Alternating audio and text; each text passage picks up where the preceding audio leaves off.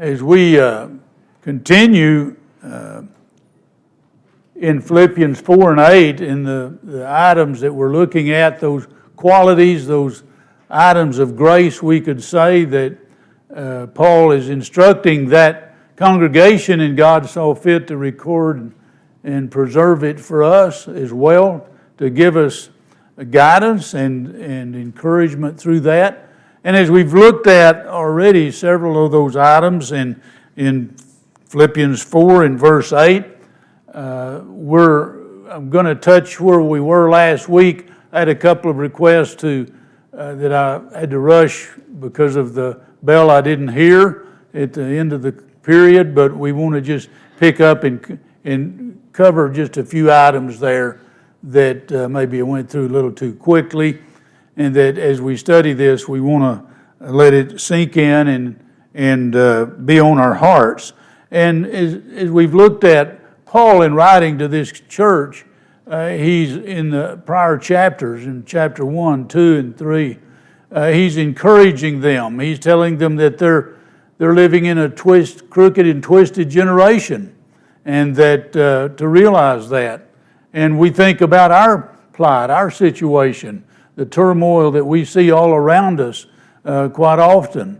And we only have to look in our news, but we also can experience it in our lives, in our communities. These things that Satan has caused people to follow him, and we deal with that. And so he continues on into chapter 4, where he is encouraging a couple of ladies there to agree, to not be at disagreement, and that there would be no division, in other words. And he's giving encouragement, and he solicits the help of a true yokefellow, or true companion, some of the versions say in that passage, to help, assist in that, to work with them, and to see that things will go well. And as we head on down, then he starts in verse 8, he says, finally, brothers, it's like I'm kind of wrapping this all up.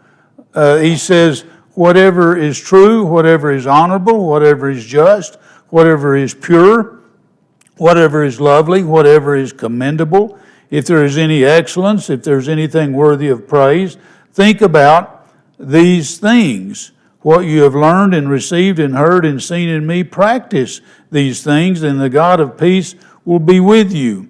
And he's also telling them that right prior to that in verse 7, the peace of God, he says, will guard your hearts and your minds in Christ Jesus. And so then he says, finally, think on these things. And so where we are in that, of course, is whatever is lovely that we looked at last time, and I'm not going to go back over all that we looked at in this so far. I'm just kind of picking up where we were, and what we see here is that which attracts the love of others. Benevolent qualities was one statement that was made by a commentator, and I thought was good. That being lovely, thinking on things that are lovely, attracts the love of others.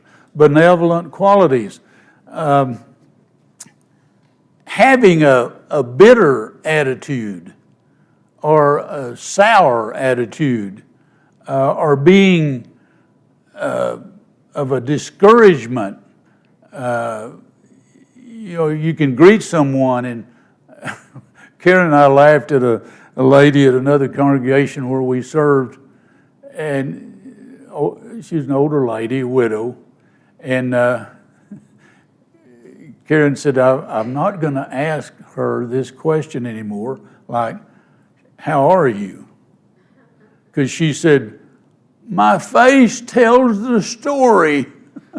And her face was kind of downcast. So Karen said, I'm going to just say, good to see you, and not ask, how are you? So sometimes if you ask the wrong question, you get an answer you're not ready for. So that wasn't a wrong question. It was a good question, but we had to chuckle at that. But we'll hear quite often, they'll just say, well, I'm here. Like, I got out of bed and I'm here. But that doesn't really attract benevolent qualities, does it? It doesn't inspire you to carry the conversation much further with that. It's not a lovely conversation or a lovely exchange, we could say. And so it's vital that we think lovely thoughts, and that's what I believe Paul is directing us toward, to think thoughts that are lovely. And as we looked at last time, the psalmist in 139:17, how precious to me are your thoughts, O God. And so you think about God's thoughts. God's thoughts. And we're going to look at that in just a moment and see some variance with that maybe. But God's thoughts, what are they? And what does He think about our thoughts, you see?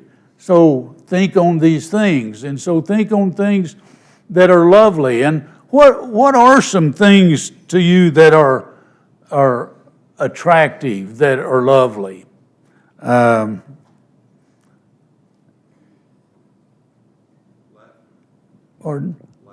Laughter. Yeah. That kind of tells us of joy, doesn't it?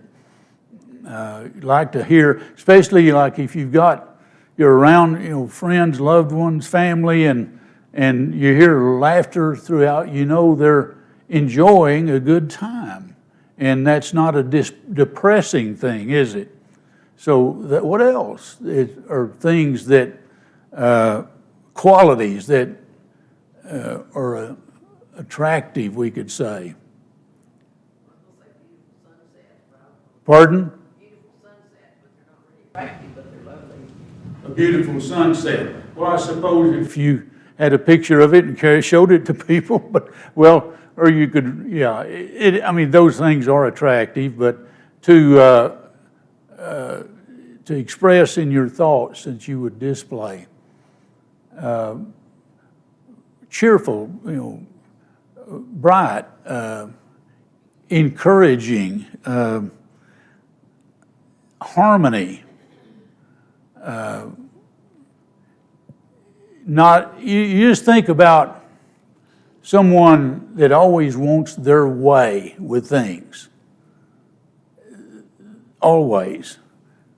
We used to tease a couple of our children. These are our last ones. They're twins, so same age, and they could never ever agree if we're going to go someplace to eat. Never. Just never caught it. And so we decided we would give them a chance, but it never worked. So, but that was fun for us. So, but just harmony, delightful, gracious, kindness. Do you notice sometimes if you're going into a building or something and someone holds the door for you? Or do you notice if they go right in before you and just let it slam right in front of you? You kind of notice those things, don't you? Or especially if it's a young person like Maddox and whoever was out here a moment ago, youngsters, and they do that. I mean, it just, wow, they've had a good upbringing. They're learning to be courteous. So we need to have lovely thoughts, things that are going to be attractive to people. But how precious to me are your thoughts, O God, the psalmist would say. And so I want to give you just a couple of examples. We did touch on this last time. And Noah, I put down because I thought about this. Our Creator grieved over making such a product as the human beings at this point in time. In Genesis chapter 6, He looked down and what did He see? You remember at creation, after He had created everything, you remember how it summed it up, what He thought? He said, it is good. Each time it was good. And so His thoughts were, this is good. It's lovely. That's his thoughts. And so he sees this product. And then in Noah's day, in Genesis 6, 5 and 6, the Lord saw that the wickedness of man was great in the earth, that every intention of the thoughts of his heart, these thoughts, was only evil continually. It wasn't now and then. It was only evil continually, and the Lord was sorry. This is his thought process now. He was sorry that he had made man on the earth, and it grieved him to his heart. And he went on to say, I'm going to wipe them out. And every beast of the field. He was just going to wipe out creation. That was what he was thinking, because he was so disappointed. And so, notice then in verses 8 and 9b, the last part of 9, but Noah found favor in the eyes of the Lord. And then it says in 9, the last part of that, Noah was a righteous man, blameless in his generation. Noah walked with God. And so we see that in Noah, he saw something lovely, something that attracted him, that Noah followed him. He walked with him. It means he's in harmony. He's in agreement. Noah had thoughts that were good and pure and lovely and right and just. And so God saw in that a reason to spare mankind. And so I just thought, God's thoughts, how precious are your thoughts, that he is a merciful God, he's a just God, but Noah found favor. And so in God's grace. And then another one I thought of was Dorcas. And Dorcas, if you will recall in Acts chapter 9, verses 36, it describes this. It said, now there was in Joppa a disciple named Tabitha, which translated means Dorcas. She was full of good works and acts of charity. So, what does that tell you about her? Number one, she's not a selfish person, is she? You remember in the first part in chapter 2 of Philippians in this book, Paul is encouraging everyone to have the mind of Christ. Think of the things of others, the interests of others, and not of your own. And that to me is a picture of Dorcas, because she is full of good works and acts of charity. But you remember the story, she dies. In verse 37, she dies, and then we see the rest of the story in verse 39b. All the widows stood beside him, meaning Peter. He was there, and they called him in. And so he goes up, and he stood beside her. But the widows are standing beside Peter, weeping and showing tunics and other garments that she had made while she was with them. They're showing their exhibits. They've got, here's the result of her good works and her acts of kindness and charity. And can't you just imagine their description and what they're saying about Dorcas? Just saying, she always thought of others. Look here. They're showing Peter these items, these articles, as a result of that. Do you think they thought she was lovely? It's a description of that, and it draws out of you an attraction for people like that. And you think of them. She was lovely in their eyes, I believe, is what we could say. Thinking of others, and she was benevolent. And then we see young Timothy. And what I thought about with Timothy is that Paul thought about Timothy. In Philippians chapter 2, verses 20 and 21, I think this tells us that he's lovely in Paul's eyes, because it says, for I have no one like him who will be genuinely concerned for your welfare. They all seek their own interests and not those of Jesus Christ. And so he's showing what Timothy's thoughts are, what his actions are. And so it produces lovely thoughts.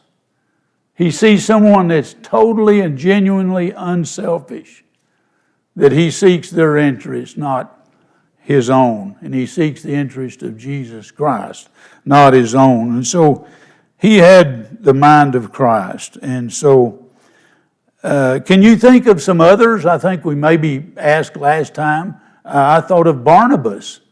The apostles renamed him from Joseph to Barnabas because it means son of encouragement. Do you like to be around someone that encourages or discourages? Well, we all, I think, can agree on that. Someone that encourages you. And just think about being around Barnabas.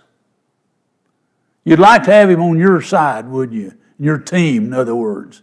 And I think about Barnabas exhibiting that. We know later that he and Paul had a disagreement about how they were going to use John Mark. But that's not where I'm going.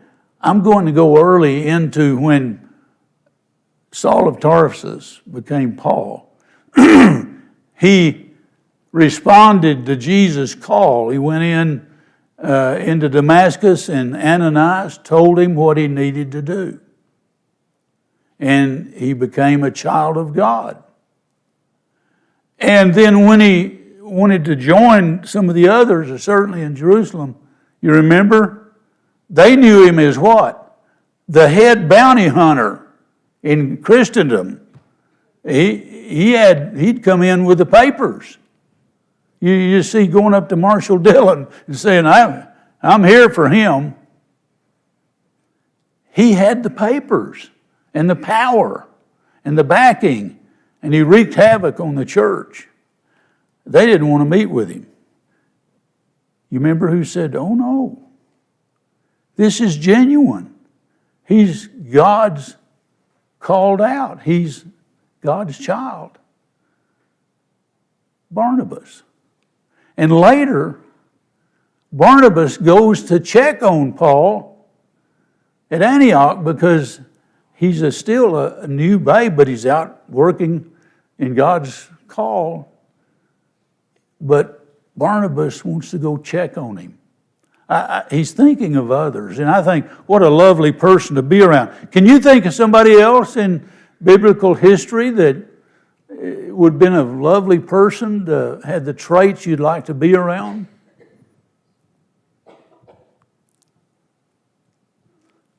I think of the Apostle John. Jesus was close to him. They were close. You can tell with the language of the Scripture and the posture of them together at a table. And over when you read 1st and 2nd and 3rd John, and he's talking as an older man then, and he's talking to the Christians, and he calls them my children, doesn't he? So many times. It's a kind address, isn't it? So I think John would have been a lovely person to have been around. But there's many others. Romans 16, we won't turn there, but Romans 16, it begins with Paul giving commendation to Phoebe, and he's just saying how greet her because she's been a great help to me and so many others in the Lord's church. And he lists there, I believe, counting Phoebe, about 27 people that he's encouraging to be greeted and accepted because of their loveliness in Paul's eyes, their hard work in the church and for the Lord. And so he also then, just notice this, Paul then warns them about those who cause division and create obstacles contrary to the doctrine they've been taught. He says, avoid them. They're dangerous. He says, they lead others away and can cause them to stumble. By their smooth talk and flattery, they deceive the hearts of the naive. Keep that in mind as we head further into our study, and we'll remember that passage. Well, And then we see just have lovely thoughts. Galatians 5:22 through 23. But the fruit of the Spirit, just look at these things that will cause lovely thoughts. It's love, joy, peace, patience, kindness, goodness, faithfulness, gentleness, self-control. Against such things there is no law. You're not going to break the law by doing these things. And so they're qualities that if you think about them, I'm going to do my best to have patience today. I'm going to do my best to be kinder. I remember George Bush, the senior George Bush. He, at one time, was pleading that our country would be a kinder, gentler nation. I don't know if you remember that. That's the words he used. But those come right from this, don't they? So when we employ these things, these thoughts, and living them out will make us pure and lovely in these traits that Paul is directing us to. Well, we're switching the pitch now. We're going from being lovely to look at what is a good report. In some of your versions that we read a moment ago, that's the next item in the list that Paul is going to. After whatever is lovely, ESV says whatever is commendable. And we see the most of the English translations have whatever is of good report. NIV has whatever is admirable. And like I said, a couple of them have whatever is commendable. And RSV has whatever is gracious. In looking at the word in the Greek, good report seems to be the closest to what that meaning is. Good report. And we'll look at that. So keep that in mind as we look at this. Here in the Greek word is euphemos. Euphemos for report. It's simply just report or saying in the Greek. And the prefix eu means good. So that's the first part of it. And phemos means a saying, report. So a good saying, a good report, things that are of good report. And it's only used once in the New Testament. I thought that was interesting. This particular word in the Greek, and it's here in Philippians 4:8. So I thought that was interesting. So only here. It's used, I think, in the Old Testament in another place. And just looking at from the Greek lexicons, Thayer's says things spoken in a kindly spirit with goodwill to others. So we're going to see speech, we're saying speech that will come into this, and the scriptures have a lot to say. We won't go into a lot of those about, a word fitly spoken is like apples in a setting of silver. That's a beautiful description, isn't it? But we're not going to go into those things, but here we see it's things of good report. If you're thinking about that, it's going to be things spoken in a kindly spirit. Vine's expository dictionary says, uttering words or sounds of good omen, fair sounding or fair speaking, of good report. And then Thayer's again had another one, said, the utterance of good or auspicious words, praise. So, do you think about using auspicious words? I thought, okay, if we're going to listen to that and go there, let's see what auspicious means. So if it's auspicious words, it's conducive to success, favorable, boding well for the future. So it's favorable, isn't it? Well, the synonyms for that are bright, encouraging, heartening, optimistic. Well, antonyms for auspicious words, the antonyms are right the opposite, Look at them. Unpromising, ominous, discouraging, hopeless, unhappy. That describes a lot of people we rub elbows with in our world, isn't it? And that we see. They're unhappy. They're seeing the dark clouds on the horizon. And that's what that kind of describes, doesn't it, to us? And so I wanted to just mention to you also that the word, going back for just a moment, I'll go back. On euphemos, the word euphemism, you familiar with that word, euphemism? It's from this. It's from euphemos, is euphemos.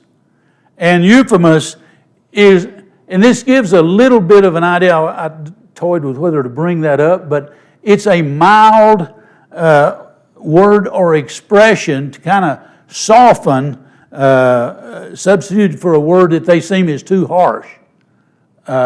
We live in a politically correct world. And I think we've seen more of this than ever before. Words that are changed because they don't like the original word that's used for description. But a euphemism. Okay, for example, if someone, instead of saying they died, they passed away. That's a euphemism. It doesn't sound quite as harsh. And let go instead of fired. Euphemism. Thrifty instead of cheap. Powder your nose. Well, I'm not going any further than that, but you're familiar with that term. Seasoned or experienced instead of old. Seasoned or experienced. So you get the idea. But euphemism, by the way, that is from that word. And yet, you see what it's doing. It's using, hopefully, a kinder type expression to soften the impact a little bit of something that sounds a little strong. So, auspicious words. Now you know. Okay.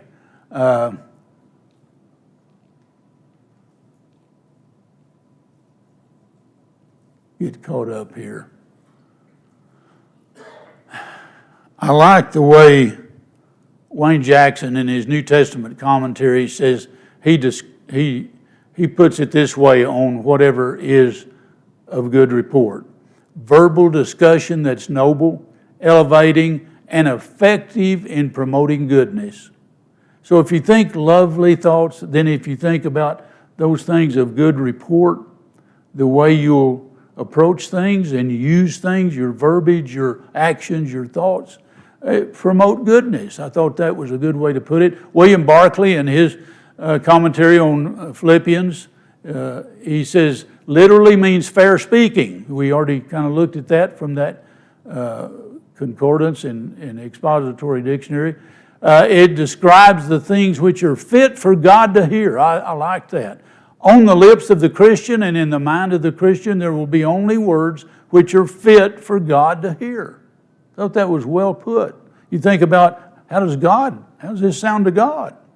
Sometimes we don't think about that, do we? So I thought that was a good way to put that. And so as far as the take on that and the definitions, I thought then we might just look at bad report versus a good report. I started to talk about a report card, and I thought, no, I don't like to go there. It brings back memories of a report card, so we won't do that. Just bad report, good report. And so I want to share with you an example here. And I want you to see if you think that it rings true with these definitions, with some people involved. You know the story so well from Numbers 14 and going in to spy out the land. And you remember what happened. And the men whom Moses sent to spy out the land and returned and made all the congregation, look at that, made all the congregation grumble against him, meaning Moses, by bringing up a bad report about the land. And the men who brought up a bad report of the land died by plague before the Lord.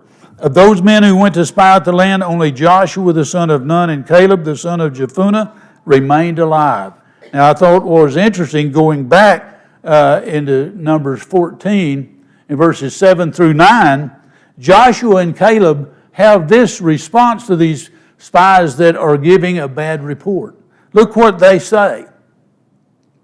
The land which we passed through to spy it out is an exceedingly good land. If the Lord delights in us, He will bring us into this land and give it to us, a land that flows with milk and honey. Only do not rebel against the Lord, and do not fear the people of the land, for they are bread for us. Their protection is removed from them, and the Lord is with us. Do not fear them. What kind of report? What a contrast. And why is there such a contrast? You got, 10 against 2? And they're wanting to stone them when they said this. It all comes back down to following God, isn't it? Having trust in your faith in God. And only 2 did. And they looked at it with their eyes, not with the eyes of the Lord. And so that's what we see. Well, we'll look at the description of God in Numbers 14 and 24 about Caleb. And of course it applies to Joshua, but my servant Caleb, because he has a different spirit and has followed me fully, I will bring into the land into which he went, and his descendants shall possess it. He was 80 years old when he said, Caleb, let me have this land. And it was the toughest part to get to. He was 80 years old. He said, I want it. Please let me take it. And the Lord agreed. But notice, he has a different spirit. He had a spirit of following God, bringing good report. That of good report, admirable, commendable, not discouraging, ominous, or hopeless. They were painting hopelessness, discouragement, ominous. They're bigger, they're huge. All Caleb and Joshua saw was, this is the land God promised us. So, I don't know if I've got enough time. Do we have about 5 minutes? Is that at least? Is that about right? Okay, I want to just read this with you. I think it's really interesting, and you remember a moment ago I said how Paul warned those in Romans 16 about those who, with smooth talk and flattering speech, deceive the naive, and he warned against them. And here's somebody that has a bad report of a spirit. In 2 Samuel 15, 2 Samuel 15,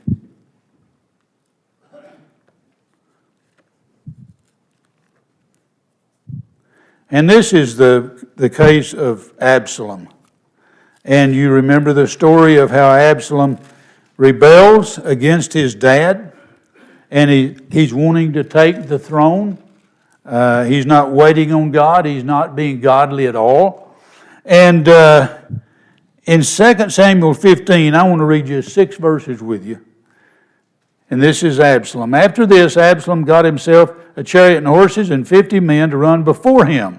And Absalom used to rise early and stand beside the way of the gate. And when any man had a dispute to come before the king for judgment, Absalom would call him and say, "From what city are you?" And when he said, "Your servant is of such and such a tribe in Israel," Absalom would say to him, "See, your claims are good and right, but there is no man designated by the king to hear you." Then Absalom would say, "Oh, that I were judge in the land. Then every man with a dispute or cause might come to me, and I would give him justice." Is that smooth talk and flattering speech It sure was, wasn't it? And it wasn't the thoughts that God wants us to have. And we know the demise of Absalom. He spread an evil report. He was not admirable, nor was he commendable. The same of those who were, Paul talked about with smooth talk. Well, we see then that Proverbs writer says, a good report makes the bones healthy. Think about all those things that we said of a good report. It's going to have ingredients that are uplifting, not discouraging, of good omen for the future. And God has promised us good omen for the future, hasn't He? He's made the provisions through the most supreme sacrifice, that of His Son. And so, how brightening, how encouraging, how delightful is that, the grace of God. Inexpressible. And so, it does make the bones healthy, in other words.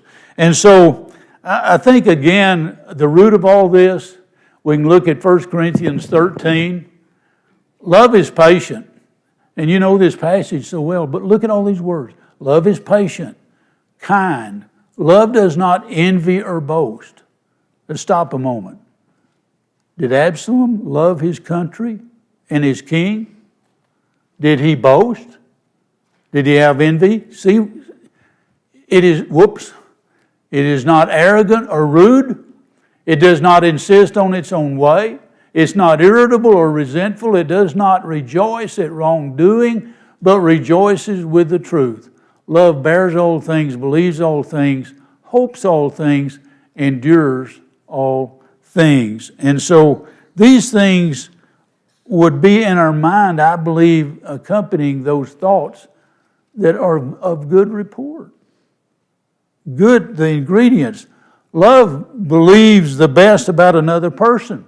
It refuses to believe an evil report about a brother and sister until there's evidence to establish it.